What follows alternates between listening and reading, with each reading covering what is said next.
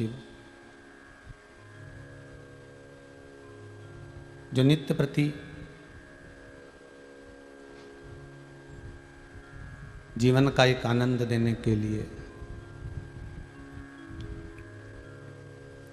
संपूर्ण जगत का कल्याण करने के लिए संपूर्ण विश्व को एक आनंद प्रदान करने के लिए भगवान ओघड़दानी त्रिकालदर्शी कैलाशी अविनाशी शिव की कृपा, शिव महापुराण की कथा श्रवण करने का सौभाग्य मिला है। आस्था चैनल के माध्यम से, फेसबुक, यूट्यूब के माध्यम से भगवान ओघड़दानी कैलाशी अविनाशी शिव,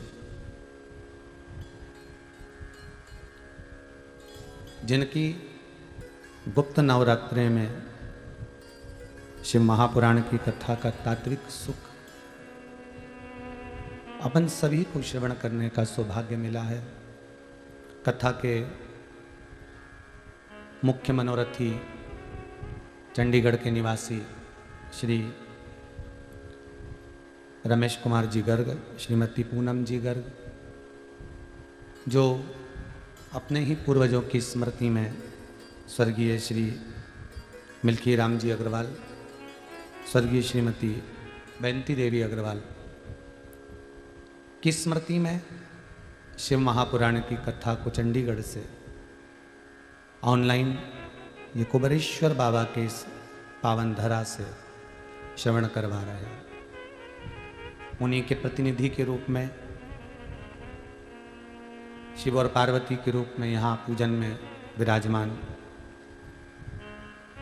हमारे गौरव जी के माता पिता और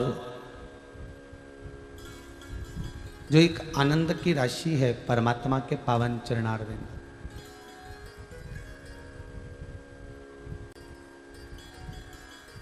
उन चरणारविंद का रसास्वादन करती संपूर्ण विश्व की धरा पर विराजमान आप सभी शिव भक्तों को नमन करते हुए आज कथा के प्रथम दिवस में अपन प्रवेश कर रहे हैं।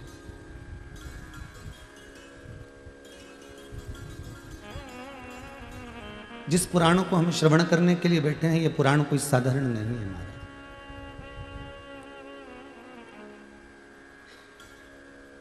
ना जाने कितने कितने जन्म मनुष्य के निकलते चले जाते हैं और उस जन्म में वो परमात्मा को पाने के लिए बिलखता है।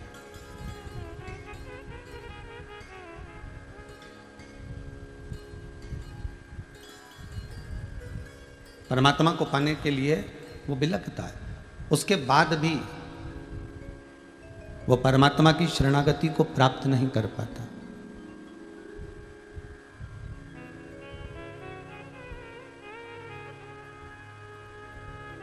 और परमात्मा की शरणागति क्यों नहीं मिलती?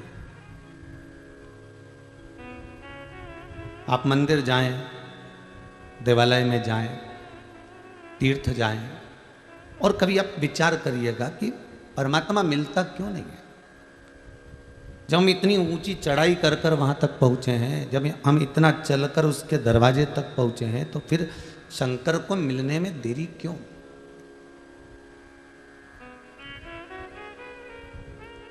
वो किस लिए नहीं मिलता? उसका एक कारण है हमारा कर्म। हम पूर्व में जो कर्म कर कर आए हैं, उस कर्म के अनुसार हमें परमात्मा का साक्षीकरण नहीं हो पाता, हमें उसका दर्शन, हमें उसको दीदार नहीं हो पाता, हम उसको देख नहीं पाते, हम उसका स्मरण नहीं कर पाते।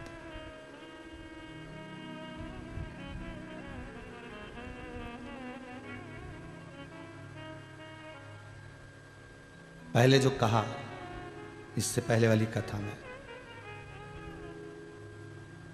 कि मंदिर जाने से, तीर्थ जाने से, कथा में जाने से या कथा को श्रवण करने से व्यक्ति का पूर्व में किया हुआ जो कर्म है वो थोड़ा थोड़ा भजन करने से, स्मरण करने से, नाम जाप करने से वो कट जाता है। जो पूर्व का बेकार कर्म है वो केवल भजन से कटेगा।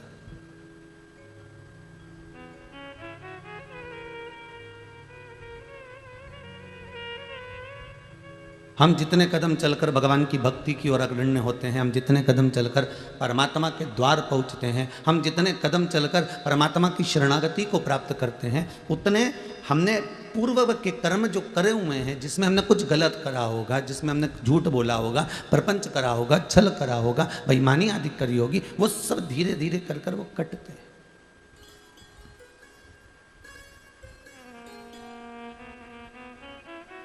मत बुरे कर्म कर बंदे वरना पछताएगा, भगवान की आंखों से तू बच नहीं पाएगा, तू बच नहीं पाएगा।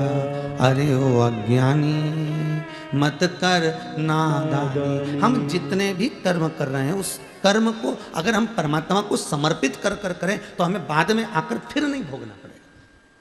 फिर वो वाली कथा याद कर लीजिए जिसमें कहा था कि हॉस्पिटल में पड़ा हुआ व्यक्ति बहुत दिन तक अगर पड़ा रहता है, हॉस्पिटल में बहुत दिन तक पड़ा हुआ है, तो फिर वो डॉक्टर से कहता है साहब मेरी दुकान चलाने वाला कोई नहीं है, मेरा घर चलाने वाला कोई नहीं है, डॉक्टर साहब आप एक काम करिए कि ये सब दवाई वगैरह मुझे लिख दो, ये बॉटल भी मैं घर चढ़वा लूँगा, ये इंजेक्शन भी मैं घर लगवा लूँगा, मैं टेबलेट भी घर में ले लूँगा, जांच भी घर पर करवा लूँगा। आप तो अब मैं यहाँ हॉस्पिटल में नहीं रह सकता, अब मैं नहीं भोग सकता, अब मुझे आप थोड़ी सी दवाई लिख दो, आप पर्चा बना दो, मैं इसको लेकर चले जाता हूँ और अब मैं वहाँ पर घर पर सब ले लूँगा, घर भी देख लूँगा, दुकान भी चला लूँगा और घर को भी साथ लूँगा। आप मुझे थोड़ी सी दवाई आप लिख दीजिए, थोड़ा सा आप मुझे लिख दीजिए।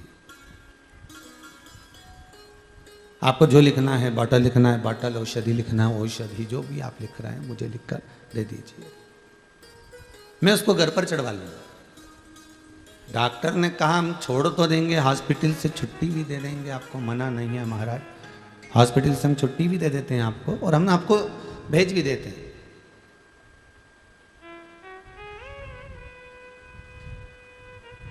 मना नहीं है, पर इतनी बीमारी के बाद में आप एकदम जाकर दुकान मत बैठ जाना, नहीं बैठूंगा, आप तो दो।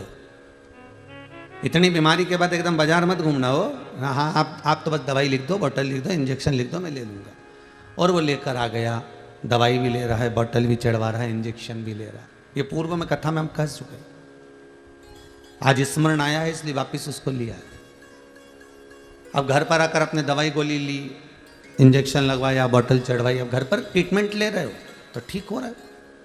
उसी तरह हम जो कर्म कर कर जाते हैं और ऊपर जाकर नरक के किसी बेड पर जाकर पड़ जाते हैं, नरकों का भोग हम भोग रहे होते हैं, इतना नरक भोग लिया होता है, इतना नरक भोग लिया होता है कि अब ये जीवात्मा तड़पती है। और जब जीव आत्मा गरुड़ पुराण में लिखा इतनी तड़पती है तो ये परमात्मा से कहती है कि अब मुझे क्षमा कर दो, मुझे अब वापिस जन्म दे दो, मुझे मृत्यु लोक में भेज दो, बाकी की गोली दवाई मैं नीचे खा लूंगा, बाकी का दुख मैं नीचे जाकर झेल लूंगा, बाकी का कष्ट मैं भूमि पर जाकर झेल लूंगा। आप मुझे बस अब यहां से छोड़ दो, अब मुझे इस नरक के जंजाल से बाहर निकाल दीजिए।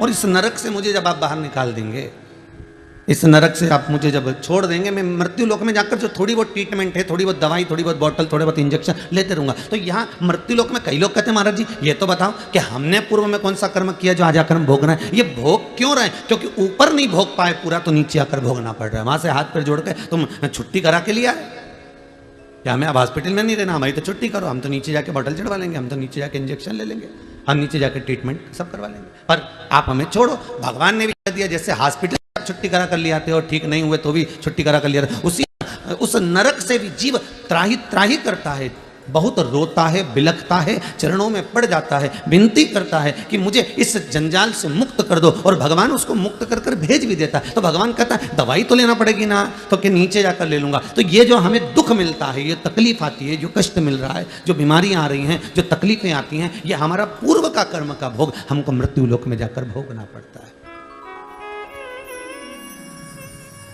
कोई दूसरा नहीं भोगेगा।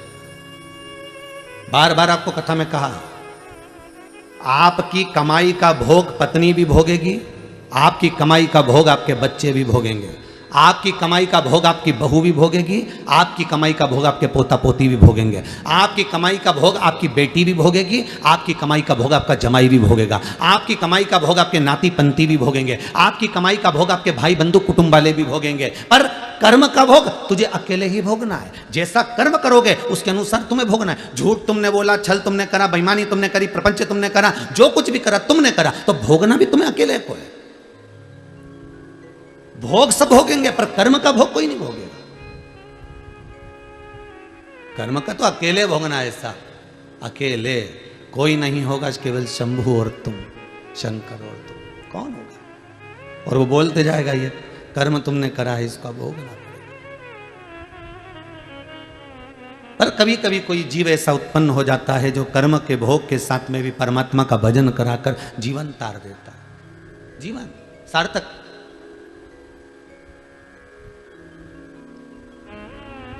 ये जो आनंद की अनुभूति है, ये यही सुख देती है,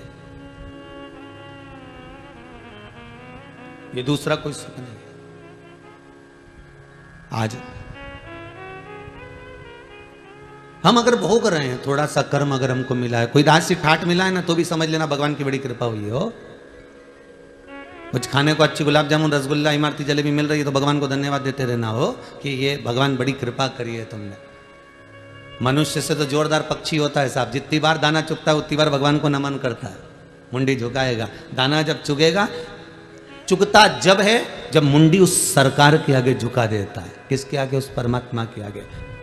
मनुष्य से अच्छा तो पक्षी है जो जब जब दाना चुगता है, चुगने से पहले अपनी मुंडी को झुकाता है कि परमात्मा तुझे धन्यवाद है जो मुझे खाने के लिए एक दाना तो दिया है तुमने, एक दाना मुझे दिया। वो पक्षी बार बार जितनी बार दाना उठाता है उतनी बार मुंडी झुकाता है, अपनी गर्दन को, अपने मुख को, अपने शीश को झुका देता है। उस दाने को उठाने के लिए नहीं झुकाता, वो परमात्मा को धन्यवाद देने के लिए झुकाता है कि तेरी कृपा से मुझे ये दाना खाने को मिल रहा है। अब ये तो पक्षी हुआ कि जब जब खाता है तब तब वो अपनी चोंच को, अपनी मुंडी को, अपने गले को, अपने शीश को बार बार झुका रहा है, परमात्मा को बार बार धन्यवाद दे रहा है। वो परमात्मा के आगे मस्तक को बार बार झुका रहा है, बार बार प्रणाम कर रहा है कि तेरे बल पर मुझे एक दाना खाने को मिला, तेरे बल पर मुझे ये दाना खाने को मिल रहा है। जितनी बार पक्षी शीश झुकाता है उतनी बार मेरे बाबा विश्वनाथ को, मेरे शंभू को, मेरे ओघड़ी को, मेरे त्रिकालदर्शी, मेरे कैलाशी, मेरे अविनाशी, मेरे कुबेर भंडारी को बार बार धन्यवाद देता है। और एक इंसान दिन भर खाता है पर धन्यवाद देने का टाइम 2 समय बना रखा है। हम 2 अगरबत्ती सुबह लगा देते हैं, शाम को दिया लगा देते हैं, उतनी देर में भगवान का कोटा पूरा कर देते हैं। मतलब भगवान को भी काम के रूप में यूज कर रहा है।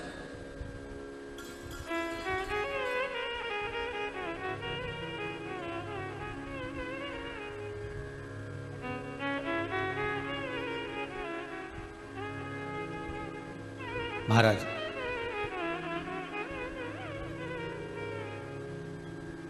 केवल मंदिर जाने पर परमात्मा कभी नहीं मिला रे बाबा। पोथी पढ़ पढ़ जगमुआ पंडित भयो ना कोई, 2.5 अक्षर प्रेम का पढ़े सो पंडित हो। वो 2.5 अक्षर है कौन सा?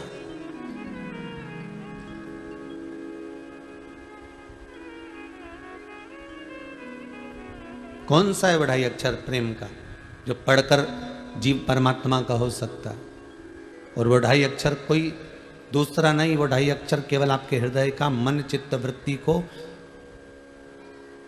किसी भूखे के भोजन में, किसी प्यासे के पानी में, किसी पथिक के पवन में, राहगीर की सेवा में लगा देने पर ही परमात्मा प्रसन्न हो जाता है।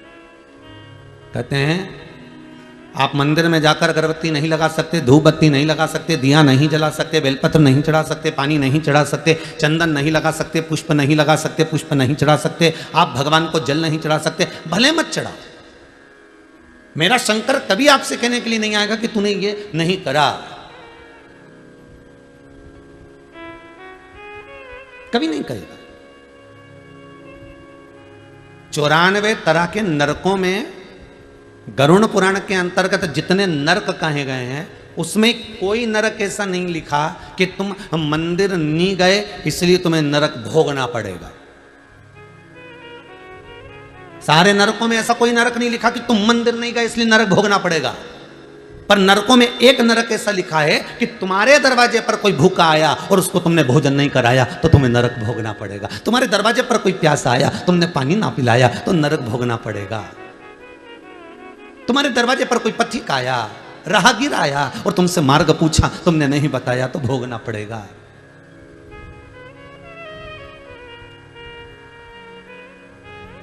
तुम्हारे दरवाजे पर गौ माता आई, एक रोटी ना दे पाए, दरवाजे पर रात भर कुत्ता भोंकता रहा, तुम्हारी चौकीदारी करता रहा क्योंकि उसको एक रोटी इस दरवाजे से मिलती थी और वो नहीं दे पाए तो नरक भोगना पड़ेगा। किसी वृक्ष के नीचे चींटियां बहुत सारी हो रही है, थोड़ा सा जाकर आपने एक भाग नहीं डाला, नरक भोगना पड़ेगा। वो आस लगाकर बैठी हुई, बहुत अरमान लेकर बैठी हुई, उसके बाद भी हम उसको कुछ ना दे पाए। गरुड़ पुराण में ये नहीं लिखा कि आप मंदिर नहीं जाओगे तो नरक भोगना पड़ेगा। गरुड़ पुराण कहती है कि किसी पथिक को, किसी राहगीर को, किसी भूखे को, किसी प्यासे को, किसी अन्य को जिसको जरूरत है उसको नहीं दे पाए तो भी नरक का काम, तो भी नरक है।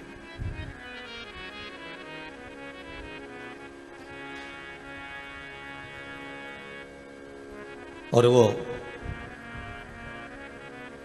कहते हैं ना, स्वयं खा लेना सुकृति है, छुड़ाकर खा लेना विकृति है, पर बांट कर खाना ये मेरी भारत देश की संस्कृति है।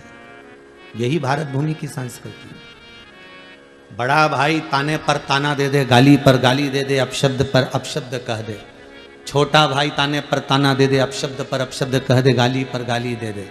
देवरानी कितनी भी गाली दे, जेठानी कितनी भी गाली दे, ननंद कितनी भी गाली दे, सास कितनी भी गाली दे, अपशब्दों पर अपशब्द कह रही हो, वाणी पर वाणी कह रही हो, गाली पर गाली दे रही हो, पर फिर भी आपकी चेष्टा, आपकी एकाग्रता, आपकी चित्तवृत्ति, आपका मन, सास गाली दे रही है बहू को, वो दे, बहू अगर कुछ कह रही है उसकी मर्जी, वो कहे, मना नहीं, पर निवेदन इतना है, उसके कर्म, उसके कर्मों का भोग उसको भोगना ही है, भोगना ही पड़ेगा। कितना सुंदर लिखा है महाराज। एक संत से, एक गुरु से पूछा गया कि एक कुत्ते ने पूछा एक गुरु के पास जाकर, गुरुदेव मेरी वाणी को आप समझने का प्रयास करिएगा। गुरु बहुत जल्दी समझ जाता, गुरु गुरु होता है, सदगुरु सदगुरु होता है। सदगुरु के सामने कहा भी नहीं जाता, वो अपनी दृष्टि से देखकर समझ जाता है। गुरुदेव मेरी वाणी को थोड़ा समझिएगा। गुरुजी बोले, बोल क्या बात है। मैं राह में बैठा हुआ था, एक व्यक्ति दौड़ कर आया, मुझ में लात मारकर चला गया, मेरी गलती क्या थी वो बताइए। कभी कभी आपके साथ में भी हुआ होगा, कुत्ता बीच में बैठा होगा या कुत्ते का बच्चा बीच में बैठा होगा और आप जाते जाते उसको लात मार दी हैं, आप जाते जाते उसको कुछ कर दिए हैं और उसको डंडे से मार दिया, पत्थर मार दिया, लात मार दिया, मान लो आपने कुछ कर दिया उसके लिए, तो वो कुत्ता गुरु से पूछ रहा है मैंने गलती क्या करी है वो बता। तो कुत्ता कहता है कि मेरी गलती गिनाई जाए, तो गुरु कहते हैं गलती तेरी इस जन्म की नहीं है। हमको लगता है कि हम मनुष्य की देह धारण करें इसलिए हमको दुख ज्यादा भोगना पड़ रहा है।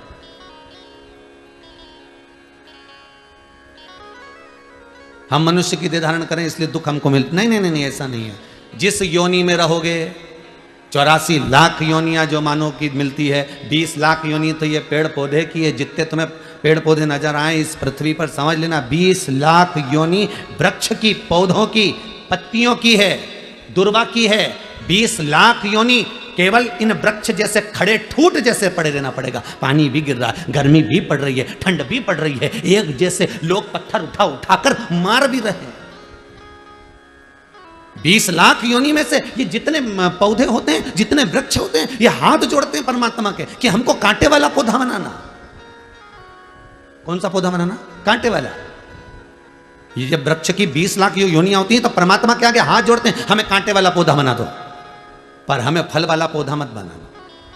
वृक्ष कहते हैं हमें फल वाला पौधा मत बनाना।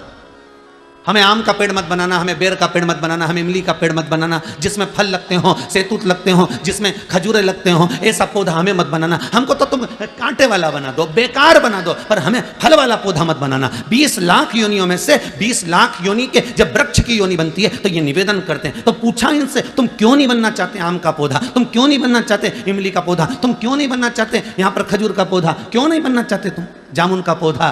तो वृक्ष कहते हैं हम पल पोस कर बड़े होते हैं, बड़ी मुश्किल से तो खड़े रहते हैं, पानी में, गर्मी में, ठंड में खड़े हुए हैं, उसके बाद भी हर साल लोग आते हैं और पत्थर मार मार कर जाते हैं। ये सहन नहीं हो पाता है, ये सहन नहीं हो पाता।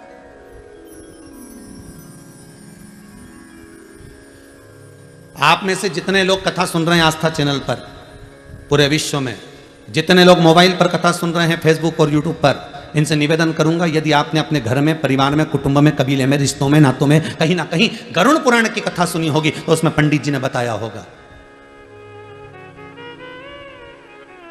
कि आम का पेड़, जामुन का वृक्ष, खजूरे का वृक्ष, फलदार वृक्ष कब बनता है व्यक्ति। ये गरुड़ पुराण के अंतर्गत लिखा हुआ है कि व्यक्ति ये वृक्ष चौराहे पर, रोड पर, किनारे पर केरी का, आम का, बेर का, इमली का ये पेड़ क्यों बनता है? तो उस गरुड़ पुराण के अंतर्गत लिखा है, जो मानव का शरीर धारण कर कर, मनुष्य की देह धारण कर कर, मनुष्य का शरीर पाने के बाद भी अपने ही रिश्तेदारों को दिन भर गालियां देता है, चाहे बहू को दे, चाहे सास को दे, चाहे ननद को दे, देवरानी को दे, जिठानी को दे, भाई को दे, कुटुंब को दे, कबीले को दे, जो इतनी गालियां पर गालियां अंबानियां बौछार करता है, वही मरने के बाद ये फलदार वृक्ष बनता है। और लोग जैसे ये रुक रुक के गाली बकती है ना, रोज तो नहीं बकती, इसको कोई पागल कुत्ता तो नहीं काटा कि ये रोज गाली बकेगा, ये रोज गाली बकेगी, ये रुक रुक के बकती है। 6 महीने में, 3 महीने में, 4 महीने में, 8 महीने में, साल भर में, ऐसे लोग गालियां देते हैं। उसी तरह साल साल भर में इसमें भी फल लगते हैं और लोग दे पत्थर मारते हैं, इसने गाली दी, इसको दिया पत्थर।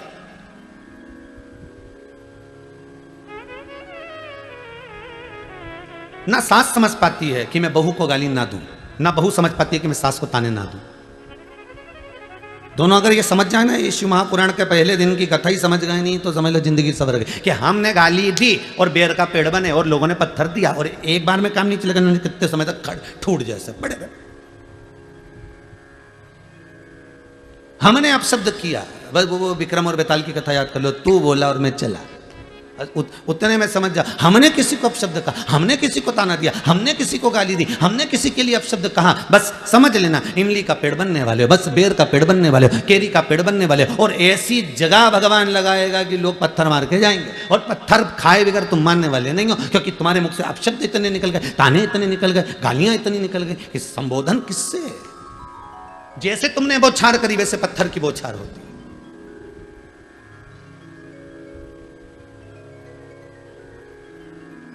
इसीलिए शास्त्र कहता है भजन में जो सुख है वो सुख किसी दूसरी चीज में नहीं, दूसरी चीज में।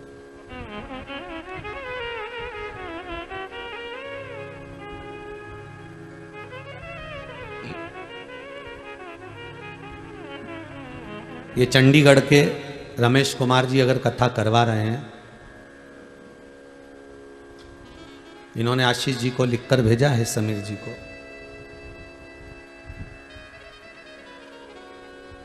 एक बेटा इनका मोहित गर्ग डॉक्टर है, वो कनाडा में है। दूसरा बेटा सीए है रोहित, जो चंडीगढ़ में है। पूरा परिवार खूब ठाकुर जी की कृपा से पढ़ा लिखा, अव्वल आगे बढ़ने वाला। तो हमने आशीष जी से पूछा कि ये बताओ कि फिर ये कथा किसके लिए करा रहे हैं? तो क्या अपने माता पिता क्यों करा रहे हैं? कथा इतने दिन को मिल कैसे गई? नहीं गुरुजी, कथा पुरानी है पर बीच में गड़बड़ हो रही थी, कथा इनको नहीं मिल पा रही थी, तो इन्होंने फिर पशुपति नाथ का व्रत किया, केवल कथा को पाने के लिए, किसी दूसरी चीज के लिए नहीं। दुनिया के लोग पशुपति व्रत कर रहे होंगे कि बेटों के जॉब के लिए, नौकरी के लिए, सर्विस के लिए, धंधे के लिए, व्यापार के लिए, व्यवसाय के लिए, ये कार्य के लिए, वो कार्य के लिए। पर ये गर्ग जी, रमेश कुमार जी गर्ग चंडीगढ़ वाले, ये जो कथा, केवल कथा मिल जाए उसके लिए पशुपति व्रत कर रहे हैं।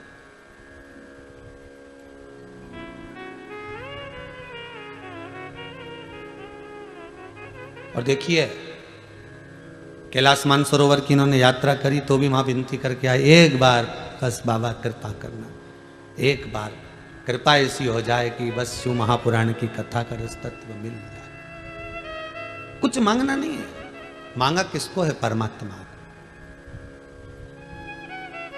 मांगा किसको है? केवल परमात्मा को। और वो परमात्मा का चरणारविंद का अगर सुख मिल गया तो जीवन में कोई दूसरे सुख की जरूरत ही नहीं।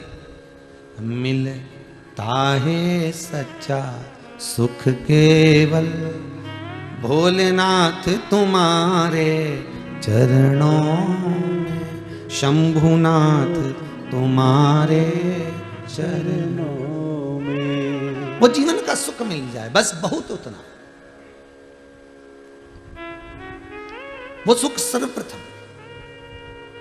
आप अपशब्द कह दोगे, कह थोड़ी देर के लिए आपने अपशब्द कह दिया, थोड़ी देर के लिए आपके मुख से अपशब्द निकल गया, थोड़ी देर के लिए आपके मुख से गाली निकल गई, थोड़ी देर के लिए आपके मुख से ताने निकल गए, थोड़ी देर के लिए आपने किसी का दिल दुखा दिया, पर उतना याद जरूर रखना कि बेर का पेड़ जब जब यहाँ से जाओ ना, जब जब कहीं निकल के जाओ ना, तो बेर का पेड़ मिल जाए तो समझ लेना ये भी वही है, अपने रिश्तेदार। इन्हें खूब गाली बकी ने बापड़ा बेचारा पेड़ बन के खड़ा हो गया। जब तुम इमली का पेड़ देखो तो तुम्हारे मुख पे आ जाना चाहिए ये इमली का पेड़ नहीं, ये कोई बेचारा है जिसने खूब गाली बकी ने इमली का पेड़ बन गया। जब तुम खजूर का पेड़ देखो तो समझ जाना इसने खूब गाली, जब तुम जामुन का पेड़ देखो तो समझ जाना इसने खूब गाली बकी। अर्थात इसको पत्थर जो मिल रहे हैं ये उसी के फल मिल रहे हैं जो इसने करा है।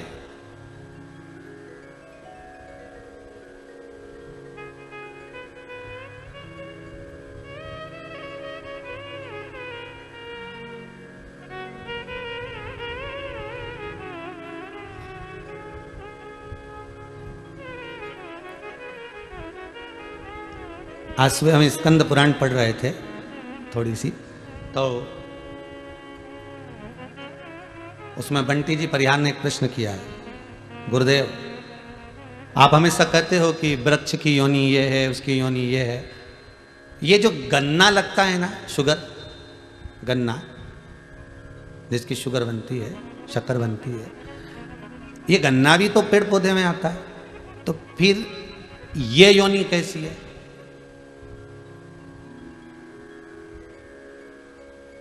अब देखिए भैया, जितने लोग टीवी के सामने बैठो बड़ा ध्यान दीजिएगा कि गन्ने की भी तो योनि हुई ना, फिर ये योनि कैसी? आपने दुर्वा की कही, आपने तुलसी की कही, आपने बड़ की कही, आपने पीपल की कही, सब कुछ। तो ये जो गन्ना है जिसको लोग जूस निकाल कर पीते हैं, गन्ने का रस पीते हैं, इसकी योनि क्या? इसका भी वर्णन मिलेगा भविष्य पुराण में, स्मरण करिएगा थोड़ा सा, जहां नरकों का कथन लिखा है उसमें आपको मिल जाएगा। ये जो गन्ना है ये कोई साधारण नहीं है, ये कौन सी योनि है? तो कहा जो व्यक्ति किसी साधारण व्यक्ति को, साधारण व्यक्ति को, कई लोग होते हैं भैया हमको जरा 1000 रुपए की जरूरत है, दोगे क्या? अब दोस्त है, बहुत प्रेमी, बहुत स्नेही, जरा 50,000 दोगे क्या? हमको जरूरत है। जरा 15,000 दोगे क्या? हमको जरूरत है। बस मैं लौटा दूंगा। और प्रेम में रिश्तेदारी बनाकर, नातेदारी बनाकर, कुटुंब बनाकर, अपना प्रेमी बनाकर, अपने स्नेही बनाकर, अपने सगे बनकर, अपने प्रेम की वाणी में जोड़कर, इतने मीठे मीठे बोलकर, इतने मीठे बोलकर उससे थोड़ा थोड़ा पैसा निकाल लिया, चुरा लिया, ले लिया। अब लेकर रख तो लिया पर दे नहीं पा रहे हो। बस वही व्यक्ति की योनि जो 20 लाख योनि वृक्ष की है, उसमें गन्ने की योनि उसी की बनती है। जैसे तूने मीठा बनकर उससे निचोड़ा था, अपने पास रख लिया, तो भी मीठा बनकर ऐसे ही निचोड़ा जाएगा। और गन्ने को इतना मीठा बना दिया, इतना मीठा बना दिया कि वो गन्ने की रस वाले की दुकान पे गया ने, उसको वो मशीन में फिर दिया गया ने, सारा रस निचोड़ा गया, सारा रस निचोड़ लिया। अभी भी नहीं छोड़ा उसको, क्योंकि इसने उसको नहीं छोड़ा था तो इसको डबल से पलटाया। तुम देखना गन्ने का रस निकल लीजिए, इसके डबल से पलटाया, फिर दिया मशीन के अंदर और फिर दिया, फिर रस निचोड़ा। तो की बात, तो जितने लोग गन्ने का गिलास ले लेके खड़े थे तो आप सोच रहे थे इसमें बचा ही नहीं कुछ भी, पर गन्ने के रस वाले का संबंध, इन्हें फिर पलटा, इन्हें फिर दिया धर के और फिर रस निकाला। अब की बार तो जितने लोग खड़े थे अब इसमें तो रस ही नहीं बचा रहा, पूरा के पूरा ही निकाल लिया। परंतु गन्ना का रस वाला उसमें फिर 2-4 मरोड़ा, और अब की बार इसमें और मिर्ची लगे, क्योंकि इसने उसका धन खाया था, इसलिए बीच में नींबू फंसा दिया। ले बीच में नींबू फंसाया और फिर दिया मशीन के अंदर, फिर रस निकला। अभी भी रह गया तो क्या भी रुक जा, पुदीना और डालू, रुक। और फिर इसने निचोड़ा, फिर दमदारी से फिर उसको चोरबत्ती करी और फिर वो में पुदीना डाल दिया, ले फिर दिया, धर धर के, कहीं नहीं बचा। ऐसा हो गया बेचारा, छिरका छिरका अलग अलग हो गया। फिर उठा के उसने ठेले के, जितने सुन रहे हो आस्था पे बोलो, तो फिर ठेले के नीचे डाल दिया, उसको डस्टबिन में पटक दिया, कचरे में डाल दिया। अब उनमें इतना रस नहीं बचा कि मक्खी भी कुछ खा सके, इतना ही नहीं बचा। फिर भी मक्खी ने सोचा थोड़ा बहुत पड़ा हो तो अपन ही निपटा लो।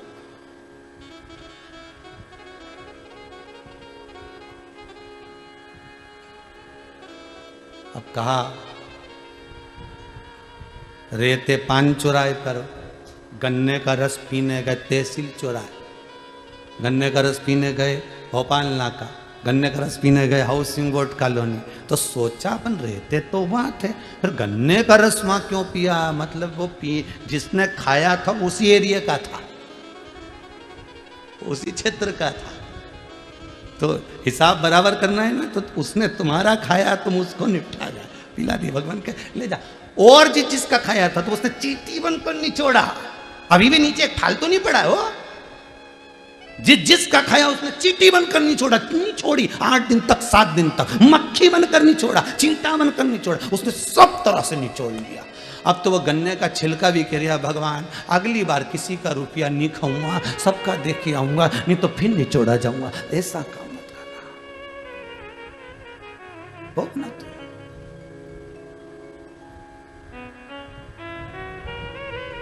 मान लो किसी का ले भी लिया है तो हाथ जोड़कर कहना, साहब उस शंकर से कहना, शंभो से कहना, मेरे ओ घड़ी, मेरे विश्वनाथ, मेरे शंभो से कहना, मरना मारना है, मेरे को मरना है, प्राण छूटना है, संसार में जो आया है वो मरेगा, पर निवेदन इतना सा है, जब तक मैं किसी का चुका ना दूं तब तक उठाना मती नाथ, मेरे को गन्ना नहीं बनना है।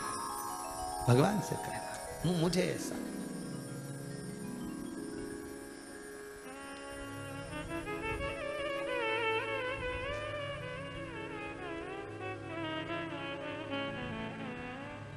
हमारे कर्म का भोग हमको भोगना है महाराज, कोई दूसरा नहीं भोगेगा, कोई दूसरा नहीं, पत्नी नहीं भोगेगी, बच्चे नहीं भोगेंगे, कोई नहीं भोगेगा, भोगना आपको है। ऐसा कर्म करते चलना जिंदगी में जिसमें सुख का अनुभव हो आपको, ये दिल, ये हृदय, ये चित्त, ये वृत्ति बड़ी आनंदित हो आपकी, आपको बड़ा सुकून मिले, आपको बड़ा आनंद मिले, ऐसी जिंदगी जीना, ऐसा जीवन। संत जो होते हैं ना, साधु जो होते हैं ना, गुरुजन जो होते हैं, जो सत्य के गुरु हैं, जो सत्य के साधु हैं, जो सत्य के तपस्वी के भाव का आनंद ले रहे हैं,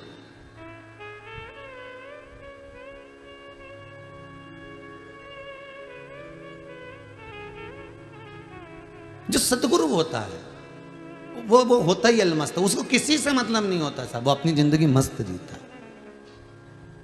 इसलिए गुरुजन कहते हैं भगवान के चरणारविंद के रसास्वादन के बिना कोई सुख नहीं है, भगवान की कथा के बिना कोई आनंद नहीं है, भगवान के चरणारविंद के बिना कोई रसास्वादन नहीं है। दुनिया का सर्वाधिक सुख की अनुभूति अगर कहीं होती है तो वो परमात्मा के चरण के, इसके सिवा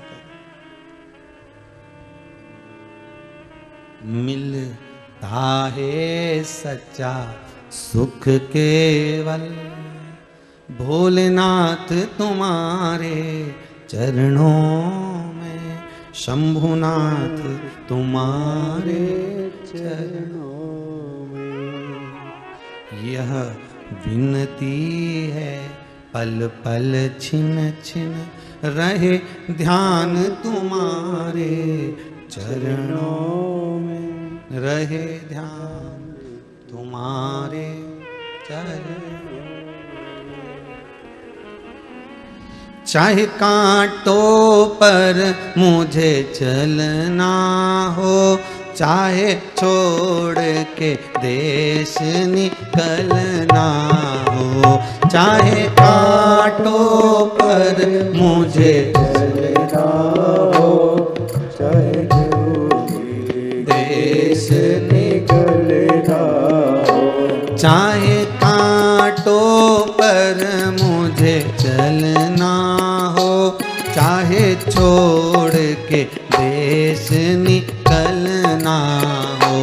चाहे काटो पर मुझे जलना हो, चाहे छोड़ के देश निकलना हो, पर मन नहीं डगमग मेरा हो, पर मन नहीं डगमग मेरा हो, रहे ध्यान तुम्हारे चरणों में, रहे ध्यान तुम्हारे चरणों में, विनती है पल पल छिन छिन, यही विनती है पल पल छिन छिन, रहे ध्यान तुम्हारे चरणों में, रहे ध्यान तुम्हारे चरणों में।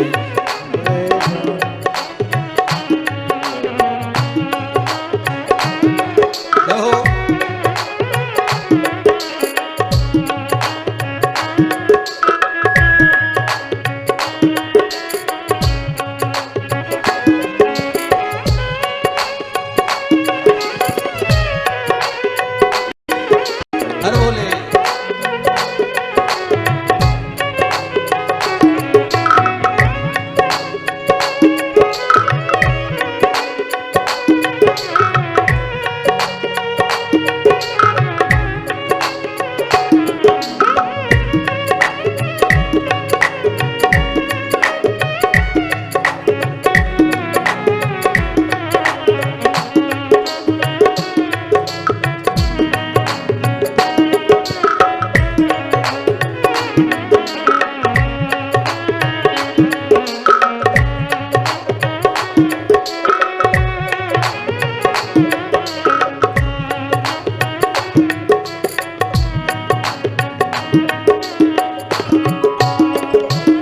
चाहे चारों ओर अंधेरा हो, चाहे मौत ने मुझको घेरा हो, चाहे चारों ओर अंधेरा हो, चाहे मौत ने मुझको घेरा हो, चाहे चारों ओर अंधेरा हो, चाहे मौत ने मुझको घेरा हो, चाहे चारों ओर अंधेरा हो, चाहे मौत ने मुझको घेरा हो, पर मन नहीं डगमग मेरा हो, पर मन नहीं डगमग मेरा हो, रहे ध्यान तुम्हारे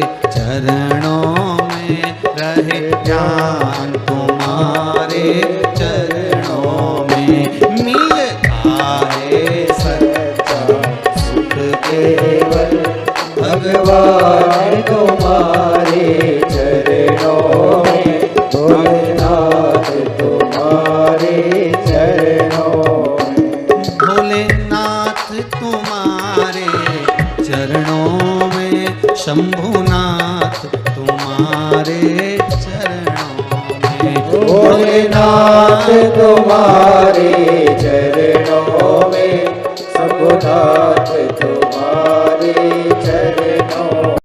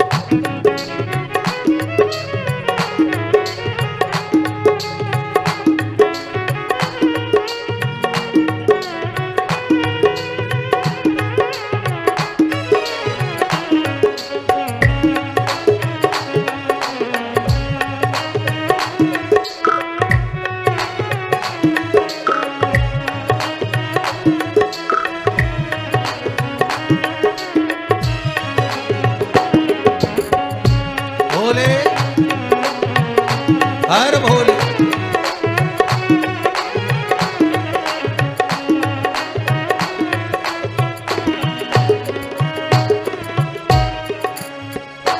चाहे अग्नि में मुझे जलना हो, चाहे छोड़ के देश निकलना हो, चाहे अग्नि में मुझे जलना हो, चाहे छोड़ के देश निकलना हो, चाहे अग्नि में मुझे जलना हो, चाहे छोड़ के देश निकलना हो, चाहे अग्नि में मुझे जलना हो, चाहे छोड़ के देश निकलना हो, पर मन नहीं डगमग मेरा हो, पर मन नहीं डगमग मेरा हो, रहे ध्यान तुम्हारे चरणों में, रहे ध्यान तुम्हारे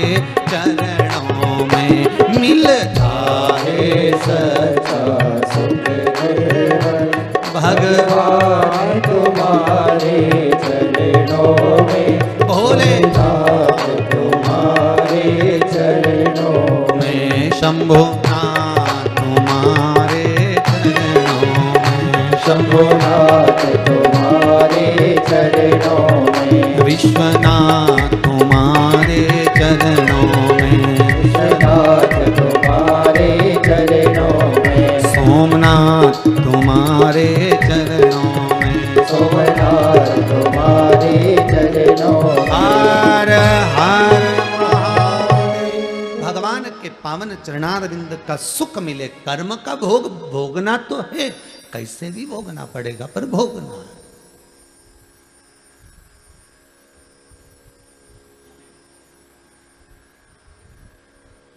एक वृक्ष को कभी भी उसके पत्ती के नाम से नहीं जानते। जानते हैं क्या?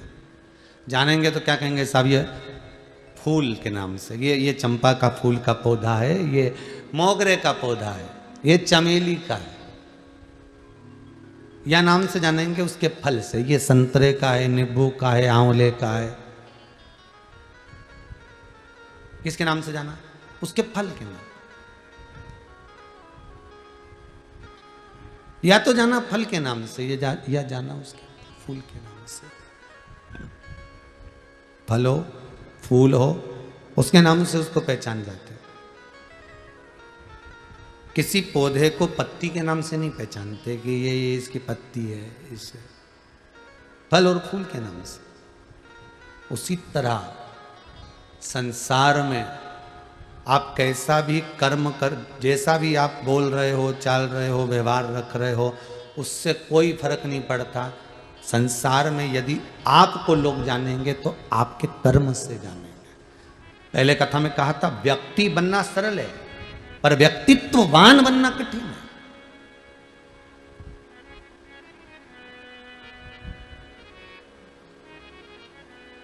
व्यक्ति बनना सरल है पर व्यक्तित्ववान बनना कठिन है। एक ही नाम के ना जाने कितने लोग होंगे साहब। भेरू भेरू भेरू भेरू निकालो तो सारी संसार में ढेर भेरू। राम किशन ढेर राम किशन, जगदीश जगदीश ढेर जगदीश, मनीष मनीष ढेर मनीष, प्रदीप प्रदीप ढेर प्रदीप, अनिल अनिल ढेर अनिल, दीपक दीपक ढेर दीपक, अशोक अशोक, आकाश आकाश, अभिषेक अभिषेक ढेर, रवीन रवीन ढेर रवीन, दीनानाथ दीनानाथ ढेर दीनानाथ ढेर पड़े। अब मालूम पड़े राशि भी एक है, नाम भी एक है। एक तो ऊंचे सिंहासन पर बैठा है, दूसरा मालूम पड़े कि ठेला धका है। नाम का कोई फर्क पड़ा क्या? जितने टीवी पर कथा सुन रहे हो ईमानदारी से बोलना, नाम का कोई फर्क पड़ता है क्या? नहीं।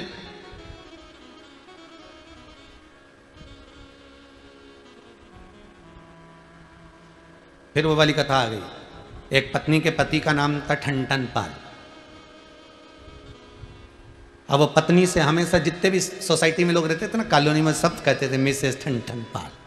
अब उसको बहुत गुस्सा आता था कि मेरे पति का नाम ये ठन पाल, बहुत बुरा लगता मुझे। जब देखो, जब जो भी बोले ना मिसेस ठन पाल आई है, मिसेस ठन पाल आई है, तो उनका नाम ठन पाल, तो बड़ा बुरा लगता उनको, ये तो बड़ा बुरा। तो उसने अपने पति से कह दिया, सुनो जी, मेरे को तुम्हारा नाम बहुत बुरा लगता है, इसलिए कुछ भी हो जाए मैं 15 दिन के अंदर तुम्हारा नाम बदल दूंगी, चाहे कुछ भी हो 15 दिन में मैं तुम्हारा नाम चेंज कर दूंगी। आओ कर दो। पति को क्या करना है, जो होगा अब जो चल रहा है वो तो चलता रहेगा, तू घर में कुछ भी बोल, ठीक है। अब उसने नाम चेंज करने का सोचा।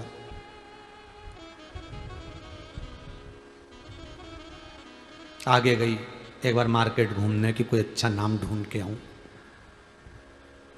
जाते जाते उसने एक बुढ़िया को देखा, झाड़ू लगा रही थी, कचरा बीन रही थी सुबह सुबह। पूछ लिया, तुम्हारा नाम क्या है? लक्ष्मी। इसके मन में आया, बताओ गजब, बहुत बढ़िया। और आगे गई,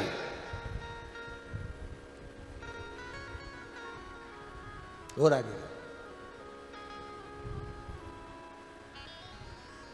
एक व्यक्ति भीख मांग रहा था, उससे पूछा तुम्हारा नाम क्या है? कुबेर सिंह। अच्छा, मन में आया गजब। और आगे गई, किसी से पूछा, क्यों, किसकी अर्थी जा रही है? कौन मर गया? अमर सिंह मर गया।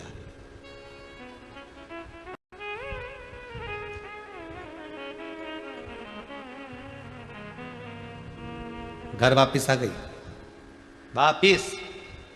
मोहल्ले के लोगों ने पूछा, क्यों, नाम मिल गया? क्या करूं ढूंढ के? लक्ष्मी झाड़ू लगाए, कुबेर भीख मांगे, अमर मर गया, इससे तो मेरा ठन पाल भला। क्या करना, नाम बदलने से कुछ नहीं होगा, कुछ भी नहीं होगा।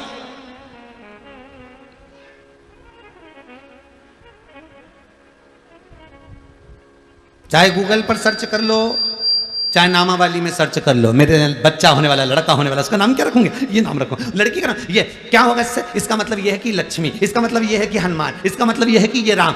तुम रखो, नाम रखने से कुछ नहीं होगा। एक नाम के ढेर पड़े हैं, थोड़ा सा कर्म अच्छा होना चाहिए। नाम कुछ नहीं कर पाता, कर्म सब कुछ कर जाता है। एक साधारण सा गरीब सा व्यक्ति भी, एक सिंपल सा साधारण सा व्यक्ति भी अपने कर्म के कारण आगे बढ़ जाता है, अपने कर्म के प्रभाव से।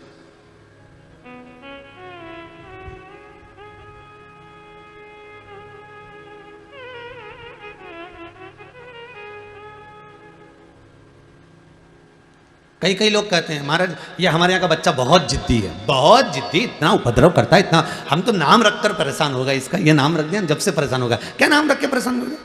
नाम से कुछ नहीं होता। जिदपन तुम दे रहे हो, चिड़चिड़ापन तुम दे रहे हो, और नाम को बदनाम करो, नाम से मतलब। यहाँ तो कर्म कर चलो, कर्म।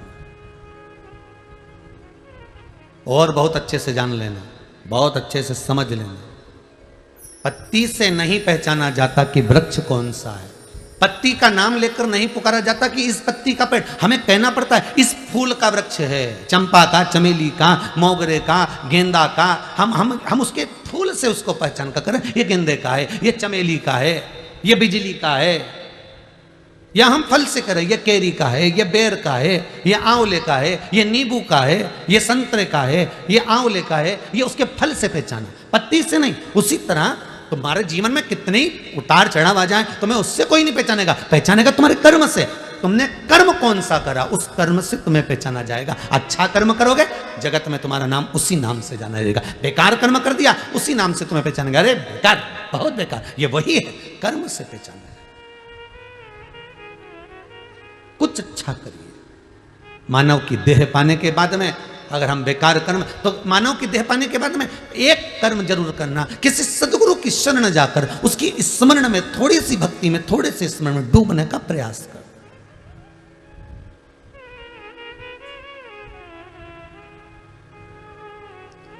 जब कथा विराम हुई इससे पहले वाली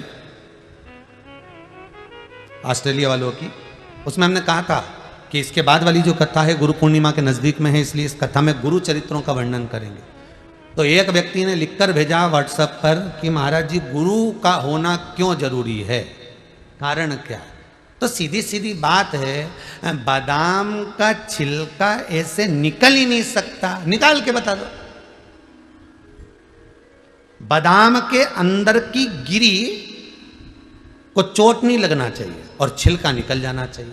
घिसना भी नहीं है, परेशान भी नहीं करना, छीलना भी नहीं है और छिलका निकल जाना चाहिए। तो क्या करोगे? उस बादाम को थोड़ी देर पानी में डुबक दो। क्या करना है? उस बादाम को पानी में पटक दो। बादाम जितनी देर पानी में, थोड़ी देर भी अगर पड़ गई, बादाम थोड़ी देर भी पानी में पड़ी रही, धीरे धीरे उसको हाथ में लोगे और मलोगे और छिलका निकल जाएगा। अब ना अंदर गिरी का कुछ बिगड़ा, ना किसी चीज का बिगड़ा, ना उसमें चोट लगी, ना कुछ खरोच आई, बस छिलका निकल गया। उसी तरह जैसे बादाम को पानी में पटोक कर रखा है, पानी में डालकर रखा है, तो छिलका तुरंत निकल जाता है। उसी तरह मनुष्य देह में आए हो, मानव का यदि शरीर मिला है तो गुरु के चरण के जल में थोड़ी देर डूब कर रहोगे तो अहंकार का, लोभ का, काम का, विषय का, वासना का छिलका निकल जाएगा और गिरी गिरी रह जाएगी। और वो गिरी काम की है, वो छिलका नहीं।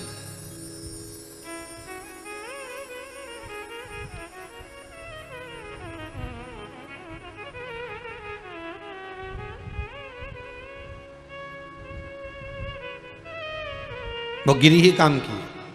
गुरु चरणारविंद के जल में जब तक डूबे रहोगे तो छिलका निकलने में देरी नहीं लगेगी। अहंकार, काम, लोभ, विषय, वासना, आसक्ति, तृष्णा निकलने में देरी नहीं लगेगी। गिरी भाग रहेगा तो सुख का अनुभव होगा, आनंद।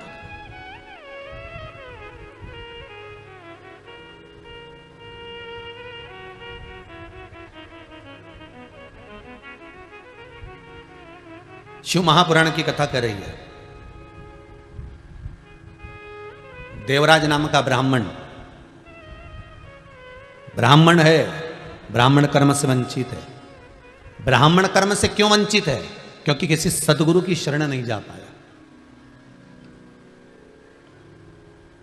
बिंदुक नाम का ब्राह्मण कुल में जन्मा है, चोरी कर रहा है, धन लेकर आ रहा है, अपनी पत्नी, धर्म पत्नी को दे रहा है, पर ब्राह्मण कर्म से वंचित है। उसका कारण क्या है? क्योंकि सदगुरु की शरण नहीं जा पाया। इस कथा को सुनने के बाद आप अपनी जिंदगी में एक बात याद रखना, गुरु ढूंढना, बहुत अच्छे से ढूंढना, बहुत अच्छे से, पर जल्दीबाजी में नहीं। तुम्हारा मन, तुम्हारी बुद्धि, तुम्हारा चित्त, तुम्हारी वृत्ति जब तक नहीं कह दे कि इसको गुरु बनाना है तब तक मत बनाना, उसके बाद ही बनाना। जब दिल कह दे तुम्हारा कि ये मुझे तार सकता है, ये मुझे हरि से मिला सकता है,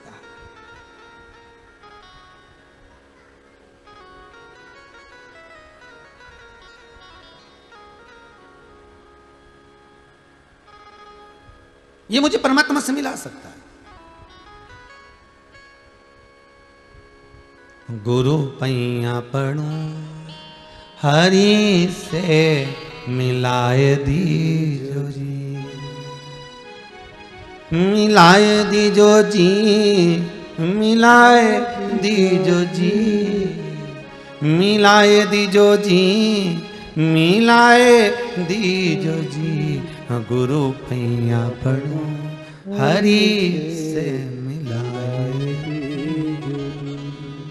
बस वो सदगुरु की शरणागति। देवराज ब्राह्मण होकर ब्राह्मण कर्म से वंचित है, बिंदुक ब्राह्मण होकर ब्राह्मण कर्म से वंचित है। देवर्षि नारद ऋषि के पद पर बैठने के बाद भी अगर गुरु मंत्र नहीं ले पाए तो ऋषि पद से वंचित है।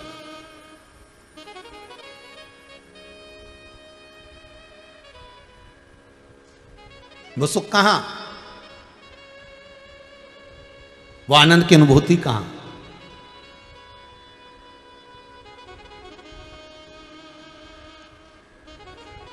जब जीव के प्राण छूटते हैं ना, ध्यान दीजिएगा जरा, बहुत अच्छा प्रसंग है ये। जिस समय प्राण छूट रहे होते हैं, जिस समय पर प्राण जा रहे होते हैं, प्राण छूटते हैं व्यक्ति के,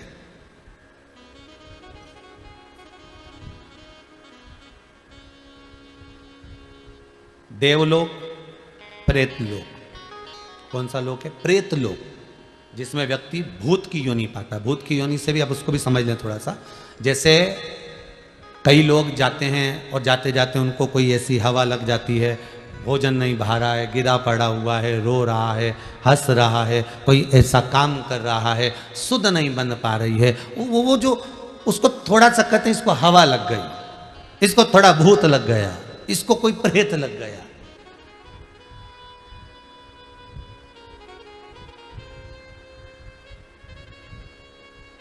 ये उसमें डूब गया।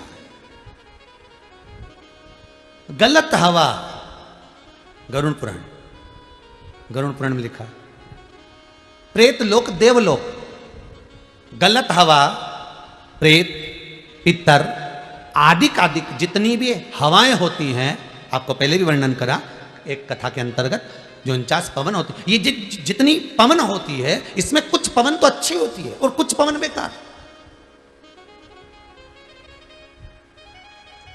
सतगुरु मार्गी को, जो गुरु के चरणारविंद का अनुमोदन कर रहा है, गुरु का स्मरण कर रहा है, भगवत भजन कर रहा है, नाम जाप कर रहा है, नाम स्मरण कर रहा है, जिसने अपनी जिंदगी में एक बार गुरु मंत्र ले रखा है और उस गुरु मंत्र का बल उसके भीतर है, तो उसको कभी भी प्रेत बांधा, उसको कभी भी कोई गलत हवा स्पर्श नहीं कर पाती। जो गुरु मंत्र से वंचित है, जो परमात्मा के मंत्र से छूटे हुए हैं, गुरु की वाणी जिसके कानों में नहीं गई, श्रवण शक्ति में नहीं गई, उसके भीतर फिर गलत हवा, प्रेत बांधा उसको स्पष्ट छू सकती है। अब ये तो हो गया मृत्यु लोक का, कि मृत्यु लोक में आप पहचान सकते हो कि इसको अगर पवन लगी है, कोई चीज लग गया है, कोई चीज हो गई है, तो समझ सकते हो इसका गुरु मंत्र नहीं होगा, इसलिए इसको छू लिया। ऊपर का क्या क्रम है? इससे ऊपर जब जीव प्राण छोड़कर जाएगा और प्राण छोड़कर जाने के बाद जब ऊपर पहुंचेगा, यम की गेट चढ़ेगा, चढ़ने के बाद जब पहुंचेगा, उस समय का कथन क्या कहता है? तो उस समय का कथन कहता है कि अगर एक चेले ने, एक शिष्य ने गुरु मंत्र ले लिया है और उस मंत्र का स्मरण नहीं भी कर रहा है, तो गुरु अगर एक सांकल्य भी डालता है, गुरु अगर एक मंत्र का स्मरण भी करता है, तो चेले के खाते में जाता है, शिष्य के खाते में जाता है। और शिष्य अगर एक सांकल्य डालता है, शिष्य अगर एक मंत्र का स्मरण करता है, तो उसका एक भाग गुरु के खाते में जाता है। दोनों एक दूसरे को तार रहे हैं।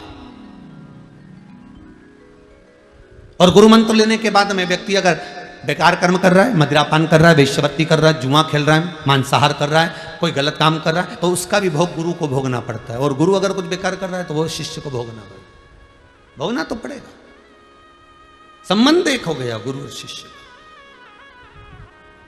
इसलिए गुरु पैया पढ़ू हरि से मिलाए दीजो जी, मिलाए दीजो जी, मिलाए दीजो जी, मिलाए दीजो जी, मिलाए दीजो जी, गुरु पैया पढ़ो हरि से मिलाए दीजो जी, गुरु पैया पढ़ो हरि से मिलाए दीजो जी।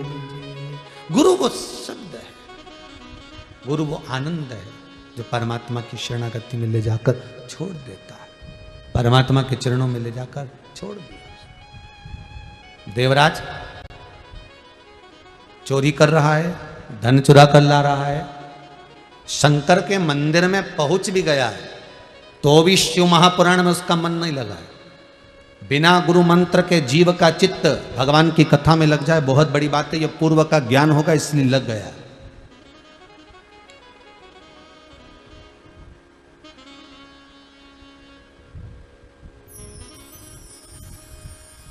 आज के ज़माने में असली गुरु लोगों को मिल नहीं रहे और गुरु को असली चेला मिल नहीं रहे। देखिए जरा, असली गुरु नहीं मिल रहा और गुरु को असली चेला नहीं मिल रहा। एक गुरु जी तखत पे बैठे थे, शालिग्राम जी की पूजन कर रहे थे। दो चेले थे उनके, एक चेले को आवाज लगाई, चेला ऐ रामू, ऐ रामू। रामू दौड़ कर आया, जी गुरुदेव। बेटा शालिग्राम जी की सेवा चल रही है, थोड़े तुलसी के दल लिया, जा तो जरा तुलसी ला। इतना आलसी चेला, उसने मन में सोचा अगर आज तुलसी लेने चले गया तो ये गुरुजी रोज मुझसे तुलसी मंगवाएंगे। अगर आज चले गया तो गुरुजी रोज मंगवाएंगे। चेला बोला गुरुदेव तुलसी का पौधा कैसा होता है? गुरुजी ने मन में सोचा गजब का चेला, बताओ यहां आश्रम में रह रहा है और इसको तुलसी का पौधा नहीं मालूम। चल रहने दे, अच्छा। दूसरे चेले को आवाज लगाया, किशोर, ओ किशोर, ओ किशोर। अरे कहां गया किशोर? और किशोर दौड़ के आया, जी गुरुदेव। जा थोड़ा सा तुलसी का दल तोड़ कर लिया। किशोर ने सोचा बता ये रामू नहीं गया तो मैं काय को जाऊं। गुरुदेव आपने रामू से नहीं कहा, रामू को तुलसी का पौधा नहीं मालूम था। किशोर कहने लगा तूने तुलसी का पौधा नहीं देखा? इतनी बड़ी बड़ी पत्ती होती है तुलसी की और इतना बड़ा पेड़ होता है।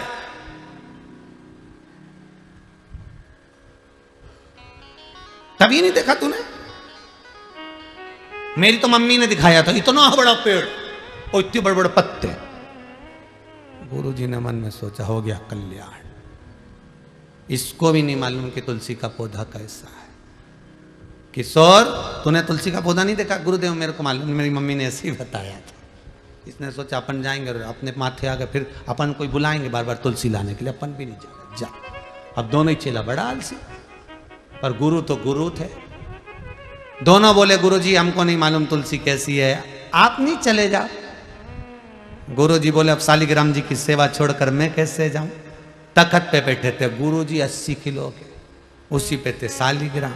उन्होंने दोनों चेलों से कहा एक आगे से उठा, एक पीछे से उठा। उठकर नहीं जाऊंगा, सेवा कर रहा हूं, उठाओ। और दोनों ने उठाया, दम लगा के ऐसा, दम लगा के ऐसा। गुरुजी को तोक के तखत समेत ले गए।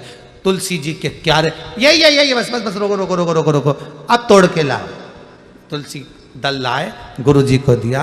गुरुजी ने शालिग्राम जी के चढ़ाया। गुरुजी बोले ले चलो वापिस, वापिस ले चलो। इन्हें फिर उठाया और उठा के ले जाके फिर तखत को रखा। गुरुजी बोले बेटा तुलसी का पौधा भूलोगे तो नहीं? चेला उन बोला तब जिंदगी भर नहीं भूल। 80 किलो का तुम, 40 किलो का तखत उठाए उठाए हमारी नानी याद आ गई और कह रहे भूलोगे तो नहीं। अब ये तुलसी का पौधा हमारा बाप नहीं भूला, कभी जिंदगी में नहीं भूला। या तुलसी का भूलोगे तो बस ऐसी होती है तुलसी। रामू बोला गुरुजी मेरे को मालूम होता हम पहले तोड़ रहा था, हालत खराब करने से अच्छा मेरे को पहले ही मालूम होता मैं पहले तोड़ रहा था। किशोर बोला मैंने तो सुबह जो नाश्ता करा था सब पच गया, मुझे क्या मालूम था कि तुलसी का पौधा इतना छोटा सा होगा। गुरुजी अब तो देख लिया, अब देख लिया। गुरु पैया पढ़ू हरि से मिलाय दी जोरी। गुरु गुरु होता है, चेलो दंडी होते, पर चेलों के लिए सदगुरु ही मार गए, सदगुरु मार।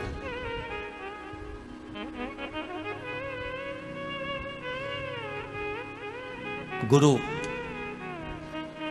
अपने बच्चे को नहीं पढ़ाता पर अपने शिष्य को ज्ञान दे जाता है। एक एक स्कूल में जाकर देखना, एक एक स्कूल में पहुंचकर देखना, एक लेडीज टीचर को, एक महिला टीचर को देखना, वो अपने छोटे से बच्चे को घर में छोड़कर जाती है। 5, 6, 7, 8 घंटा सवेरे से गई है, 2 बजे तक स्कूल में पूरा फर्ज अदा करती है। उसका बच्चा घर में रो रहा होता है, जिद कर रहा होता है, माता को याद कर रहा होता है, माँ भी बिलखती है, बच्चे की याद आती है, तो भी स्कूल में कलम उठाकर बोर्ड पर लिखकर अपने बच्चों को ज्ञान देती रहती है। इतने बच्चों के लिए अपने बच्चे की बलि दे देती है। वही सदगुरु होती है, वही टीचर, वही गुरु है, वही गुरु है। गुरु अपने बच्चे बच्चे को जितना नहीं प्रेम करता, गुरु अपने बच्चे को जितना नहीं चाहता, गुरु अपने बच्चे को जितना नहीं पढ़ाता, उससे 1000 गुना दूसरे के बच्चे को पढ़ाता। तू पढ़, तू अच्छा है, पढ़ने में होशियार है, आगे निकल जाएगा, तू ये कर सकता है, तेरे में वो बल है, तेरे में वो एनर्जी है, तू अपना करियर बना सकता है, तू ये कर सकता है, तू वो कर सकता है। एक गुरु है जो मार्ग बताकर बच्चे को अग्रण्य बनाने का प्रयास करता है कि तुझ में वो बल है, तुझ में वो प्रबलता है कि तू सब कुछ कर सकता है। वो गुरु तुम्हारे को निखारेगा। प्रीत करो सो ऐसी कर जो जैसे लोटा डो। अरे गलो फसावे आपनो जी, गला फसावे आपना जी, के पानी पीवे और काना प्रीत निभाजो जी, मन भूल बिसर मत जाना। गुरु की प्रीत एक लोटे और डोर जैसी होती है। गुरु परिवार में बनना जरूर है, पर परिवार को छोड़कर अपने शिष्य का प्यास बुझा देता है, अपने शिष्य। गुरु की झोपड़ी टूटी है और शिष्य की झोपड़ी महल है, बना देता है। जा रे सुख से आनंद में अपनी जिंदगी जी, जा।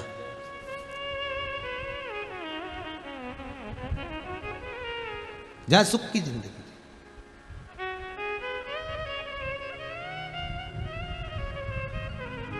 एक हमारे बंटी जी परिवार हैं, उनके कोई परिचित कोई बालक होगा, वो बड़ा दुखी था, 20, 21, 22 साल का। उसके हाथ पैर में, शरीर में छाले हो जाते थे, फूटते थे, घाव हो जाता था, छाले पूरे खाल को निकाल देते थे। बड़ा दुखी, बड़ा दुखी। बंटी ने 1-2 बार कहा, गुरुदेव बहुत हालत खराब है। बच्चे ने सब डॉक्टरों को सब जगह दिखा दिया, पर शरीर का वो जो रोग है, डॉक्टर कह रहा है हाथ को काटना पड़ेगा, ये हाथ में कुछ ऐसा हो गया। काहे काटो, हाथ नहीं काटना है, भोलेनाथ जी की सेवा कर कर दुख काटना। अंग काट देने से सुख का अनुभव नहीं होगा, दुख कट जाने पर सुख का अनुभव होगा।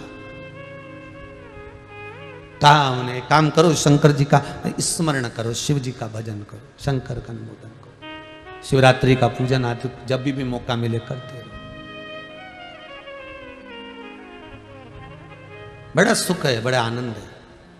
जब देखा, अब सूचना जब मिली कि गुरुदेव उसका हाथ अब पूर्ण तरह से सही हो गए, अब शरीर ठीक हो गया, उसमें आनंद की अनुभूति है, उसमें सुख का एक भान है, आनंद का एक भान। कुछ दे ना दे गुरु, पर यह पक्का है कि वो परमात्मा से मिलन कराने का प्रयास जरूर कर सकते, वो प्रयास करेगा। प्रीत करो सो ऐसी कर जो जैसे लोटा डो, और गलो फसावे आपनो जी, अरे गलो फसावे आपनो जी, पानी पीवे और काना प्रीत निभाजो जी, मन भूल बिसर मती जाना। ये प्रीत हो सदगुरु और शिष्य। देवराज को वो गुरु नहीं मिल पाया, इसलिए शिव कथा में बैठने के बाद मंदिर के अंदर शंकर की कथा चल रही है और उस कथा में देवराज का चित्त नहीं लग पाया। विचार करिएगा जी। जैसे ही शंकर जी का हर हर महादेव बोलते थे, देवराज कानों को बंद कर लेता था, कानों को बंद। संसार में ऐसे लोग भी मिलेंगे आपको जिनकी चित्तवृत्ति कथा में नहीं लग पाएगी, और कई संसार के लोग ऐसे भी हैं जिनका मन, जिनका चित्त, जिनकी वृत्ति शिव में लगी हुई है। एक कथा सुनी, उसमें भी मन नहीं भराया, दूसरी फिर सुन रहा है, तीसरी फिर सुन रहा है, मन नहीं भरा रहा। और होना चाहिए ऐसी प्यास परमात्मा को पाने की। उदर की तृप्ति भोजन से है, आत्मा की तृप्ति भजन से है। वो प्यास हो हमें परमात्मा को पाने की, शंकर से मिलन की एक आस लगी रहे कि मिलेगा और मेरे सम्मुख में आएगा। वो आए। मेरे भोले तेरा सहारा है, मेरे भोले तेरा सहारा है, मेरी नैया का तो किनारा मेरी नैया का तो किनारा है। शंभू से मिलन की एक आस वो लगी रहे। देवराज ब्राह्मण होकर गलत कर्म में लगा रहा, बिंदु गलत कर्म में लगा रहा, उसकी चित्तवृत्ति कहीं जुड़ ना पाई क्योंकि गुरु नहीं मिल पाया। गुरु अगर एक बार मिल जाता तो जीवन सार्थक कर देता।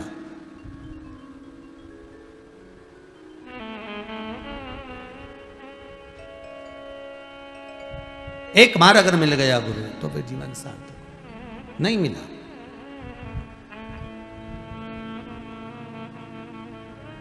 महाराज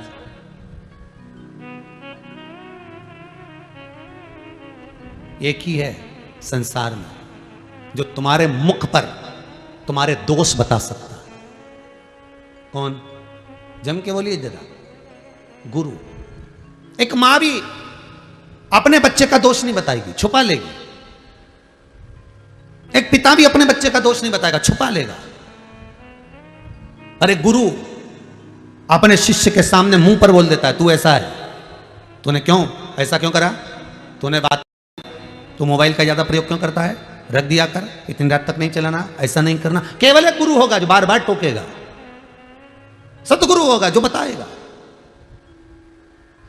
और कुछ देर अगर गुरु के पास बैठो तो वो पक्का है तुमको धोने का प्रयास करेगा, निखारने का प्रयास करेगा अगर गुरु की शरण में। पर बहुत कम लोग होते हैं जो गुरु के पास जाकर बैठते हैं, क्योंकि उनको मालूम है अगर गुरुजी के पास जाकर बैठेंगे और कुछ बोल दिया तो, गुरुजी कुछ कह दिए तो, गुरुजी कुछ कहे तो वो गुरु निखारता है, खूब रगड़ता है, खूब मलता है।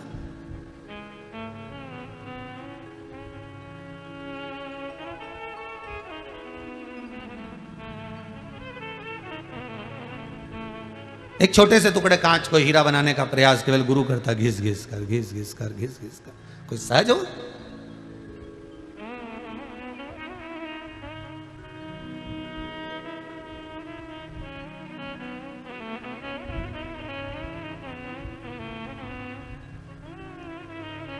रुक्मणी जी को भगवान कृष्ण नहीं मिलते। मिलते क्या? किसी हालत में नहीं मिलते। शिशुपाल बारात लेकर आया था, तैयारी हो गई रुक्मणी जी को शादी की, नगर सज गया, रुक्मणी जी के भी सारे सास सज गए, पूरे नगर में 15 दिन पहले से साज और धाज लग गए। रुक्मणी को कृष्ण नहीं मिलते।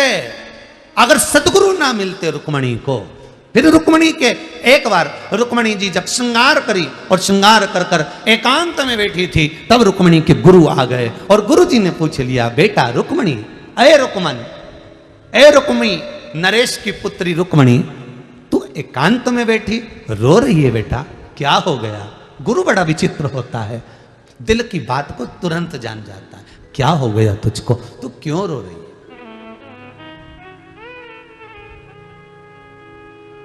तेरे नैनों में जल भरा है रुक्मणी, तू रोती है क्यों? कारण क्या है? रुक्मणी जी कहती हैं, गुरुदेव अगर मैंने कहा और यह बात अगर मेरे पिता को, मेरे भाई को, रुक्मी को मालूम पड़ गया, रुक्म बाहू को मालूम पड़ गया, तो फिर तो मेरी गति बिगड़ जाएगी। मैं किसको कहूं ये बात? मैं कह नहीं सकती गुरुदेव, मैं किसी के सामने बोल नहीं सकती गुरुदेव। गुरुजी बोले मेरे सामने तो, पर गुरुदेव अगर मैंने आपको भी कहा, आप तो राजगुरु हो, हमारे नगर के गुरु हो, हमारे राजघराने के गुरु हो, और आपको मालूम पड़ा और आपने कुछ कह दिया, तो गुरु कहते हैं कभी नहीं छुपाना है। एक डॉक्टर,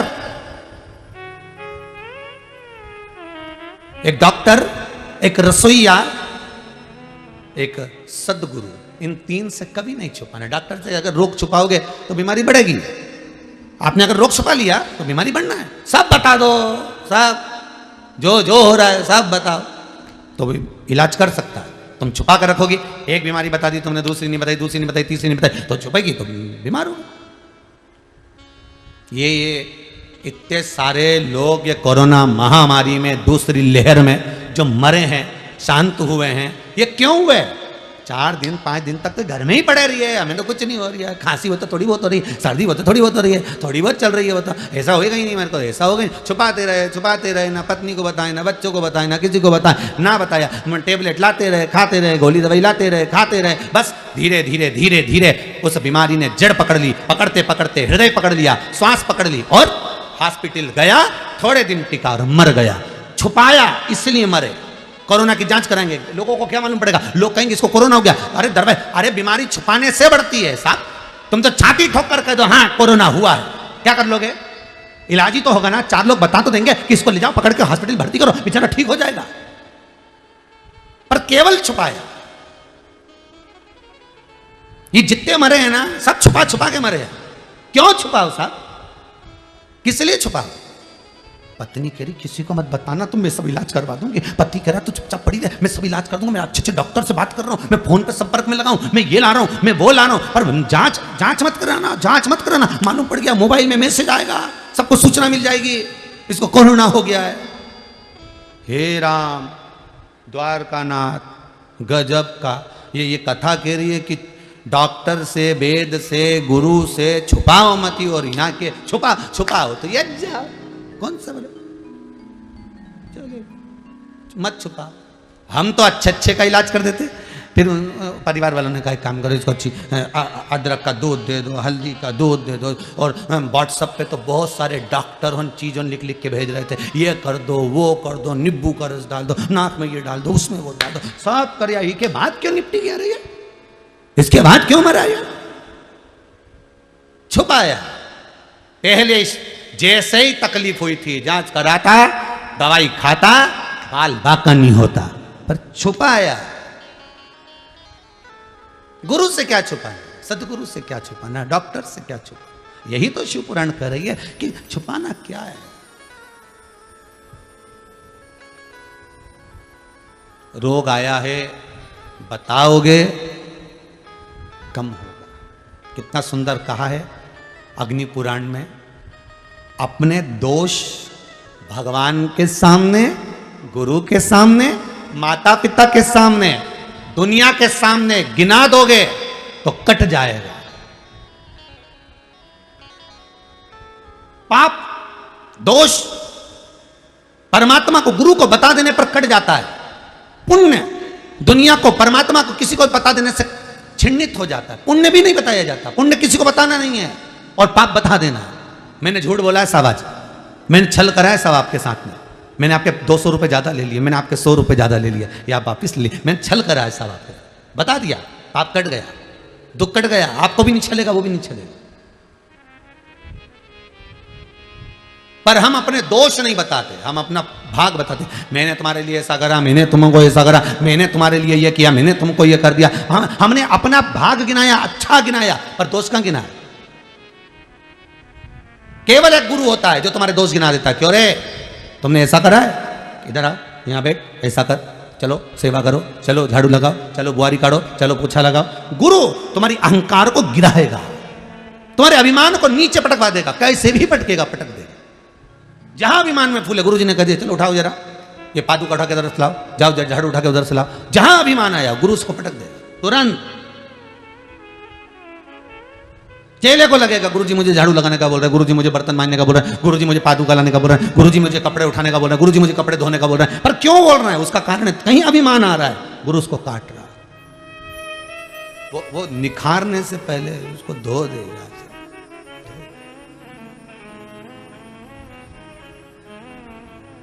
निखारना है उसको। कितना सुंदर लिखा है अग्नि पुराण में, स्वयं व्यक्ति 7 जन्म भी ले ले तो भी अपने दोष निकाल नहीं सकता। कितने जन्म? जितने टीवी के सामने बैठे आस्था चैनल पर, 7 जन्म भी ले ले, अग्नि पुराण कहती है, तो भी व्यक्ति अपने दोष नहीं निकाल सकता। 7 जन्म भी ले ले तो दोष नहीं निकाल सकता। शिव पुराण, अग्नि पुराण, लिंग पुराण कहती है, नर्मदा पुराण कहती है, व्यक्ति केवल एक है और वो है गुरु। 7 जन्म नहीं लेने देता किसी को, दोष निकाल कर सामने रख देता है कि तेरी ये गलती है, तूने ये किया है, तू ये कर चुका है, अब तू सॉरी कह ले, अब तू संबोधन में क्षमा मांग ले। बस गुरु ने निकाल कर रख दिया। गुरु 7 जन्म भी नहीं लेना हमको। 7 जन्म तक अग्नि पुराण कहती है कि 7 जन्म ले ले तो दोष नहीं निकाल सकता मनुष्य अपने, और गुरु एक ऐसा, वो दोष निकाल कर सकता। देवराज शिव मंदिर में बैठा है, शंकर के मंदिर में बैठकर भी कानों को बंद कर लेता है। कथा में रस तत्व नहीं आता उसको, कथा नहीं सुनता, वो श्रवण नहीं कर पाता। एक अमृत की अनुभूति है गुरु चरण में। जैसे जिद करने वाले व्यक्ति का एक ही इलाज है, बेलपत्री के वृक्ष के नीचे जौ के आटे का चौमुखी दिया, सरसों का तेल डालकर, उसमें काली तिल डालकर, उसमें एक सफेद फूल डालकर, बेलपत्री के वृक्ष के नीचे जैसे एक चौमुखी दिए को जौ के आटे के दिए को लगा दिया जाता है। जो व्यक्ति चिड़चिड़ करता है, जो व्यक्ति क्रोध करता है, जो व्यक्ति अपशब्द बोलता है, आड़ा टेढ़ा बोलता है, ताने देता है, ईर्ष्या रखता है, घर में चिड़चिड़ करे, पूरे घर को अस्त व्यस्त कर रखा, उस व्यक्ति का नाम और गोत्र बोलकर मात्र किसी भी महीने की शिवरात्रि पर, हर महीने शिवरात्रि आती, किसी भी महीने की शिवरात्रि पर एक दिया लगा दिया जाए, व्यक्ति अपशब्द कहना बंद कर देता है, उसका प्रेम प्रबल हो जाता है, उसकी ईर्ष्या समाप्त हो जाती है, उसकी नफरत समाप्त हो जाती है, ईर्ष्या नफरत समाप्त हो जाती है। उसी तरह जैसे बेलपत्री के वृक्ष के नीचे जौ के आटे का दिया लगाने पर नफरत समाप्त होती है, ईर्ष्या समाप्त होती है, उसी तरह शंकर का ये शिव महापुराण की कथा कहती है कि गुरु के चरणों में जाने पर जीव का अहंकार, काम, लोभ, आसक्ति, वृष्णा, तृष्णा सब समाप्त। रुक्मणी, तू रो रही है क्यों? मैं बता नहीं सकती। आप राजगुरु हो, आप राजगुरु हो, और राजगुरु के सामने अगर मैं बोलूंगी और कल पिता को या भाई को मालूम पड़ गया तो ओहो, रुक्मणी क्या सोचती है, तो क्या विचार करती है, तो मालूम नहीं है रुक्मणी। गुरु कैसे, गुरु जन से छुपाया नहीं जाता, गुरु के आगे क्या छुपाना है, क्या छुपाना। रुक्मणी को कृष्ण नहीं मिलते साहब, अगर गुरु ना होते, अगर गुरु ना होते तो रुक्मणी को कृष्ण मिलना बहुत कठिन। कर्मों को काटने वाला, परमात्मा से मिलाने वाला कोई सतगुरु ही होगा। हम आपसे बार बार कहते ना, कई बार आपको कहा कि आपके यहां अगर धन की कमी पड़ रही है, पैसा नहीं आ रहा, व्यापार नहीं चल रहा, दुकान नहीं चल रही, धंधा नहीं चल रहा, नौकरी नहीं लग रही, सर्विस नहीं लग रही, तो हमने बार बार आपको कहा है कि सोमवार एक दिया बेलपत्री के पेड़ के नीचे लगाओ घी का, और एक दिया शंकर के मंदिर की चौखट पर लगाकर। बार बार आपको कहा लगाओ, 1-2 सोमवार लगाकर तो देखो व्यापार चलता कि नहीं चलता। उस पर विश्वास रखकर लगाओगे, सुख मिलेगा, आनंद की अनुभूति होगी।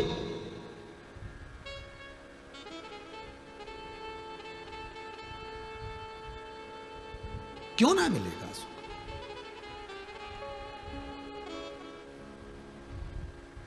रुक्मणी, तू रो रही है? हाँ गुरुदेव, मैं बता नहीं सकती, पर गुरुजी करे बताना तो पड़ेगा, नहीं बताएगी तो हल कैसे निकले, बता क्या बात है।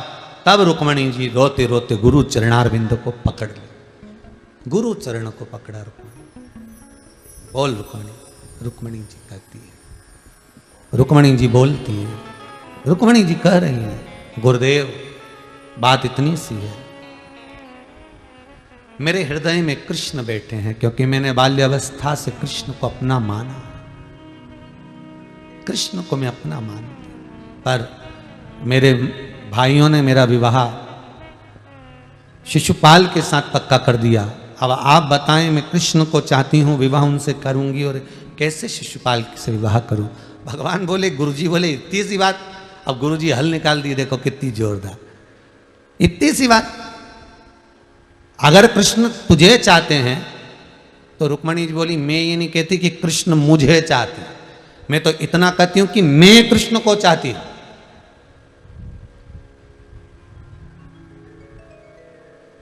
मैं कृष्ण को चाहती हूं।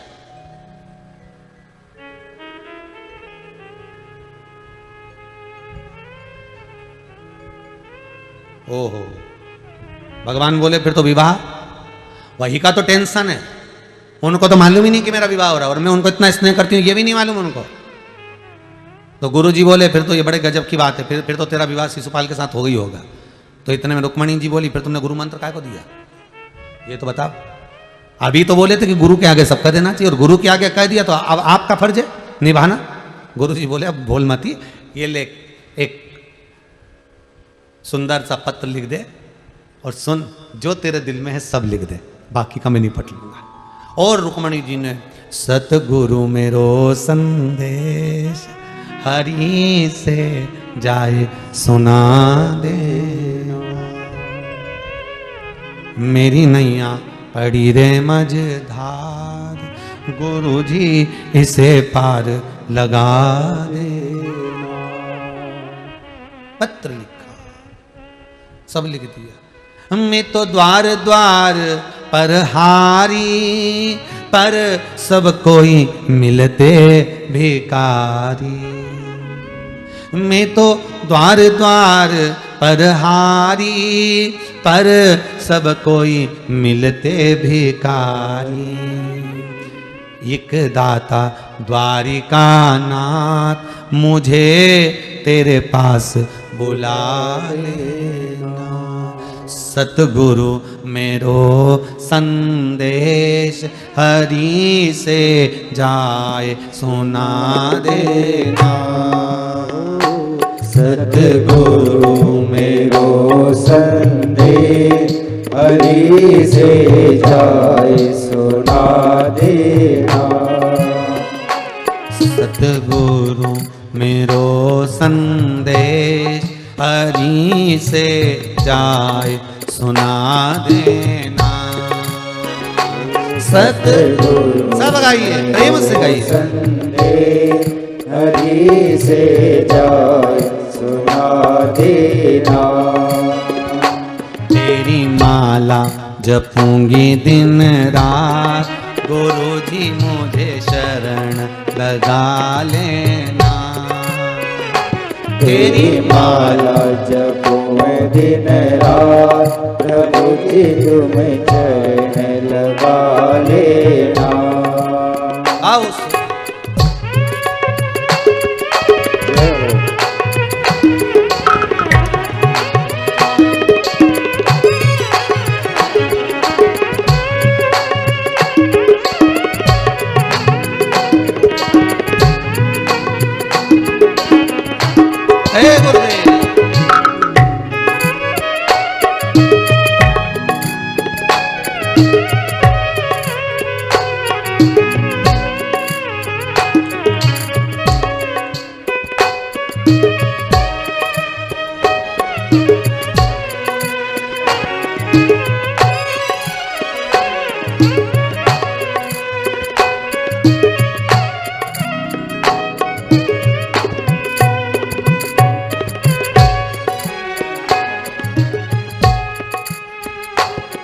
तो जानो गुरु जी घट घट की, मेरी नैया बवर बीच अटकी। तुम तो जानो गुरु जी घट घट की, मेरी नैया बवर बीच अटकी। तुम तो जानो गुरु जी घट घट की, मेरी नैया बवर बीच अटकी। तुम तो जानो गुरु जी घट घट की, मेरी नैया बवर बीच अटकी।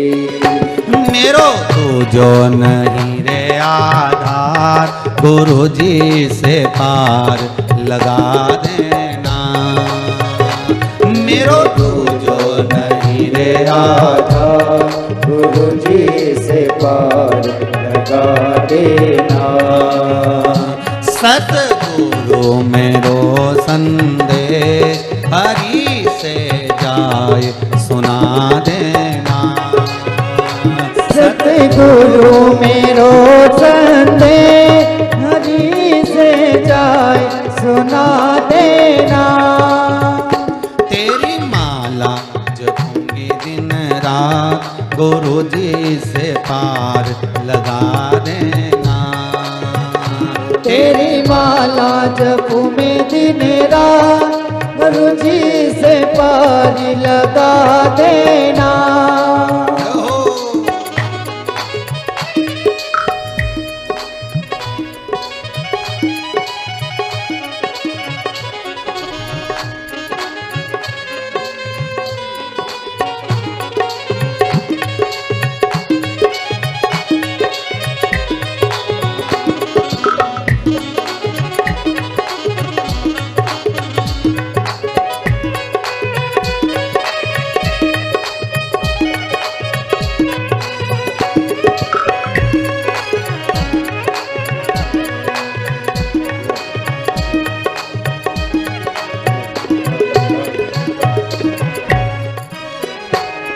तो जान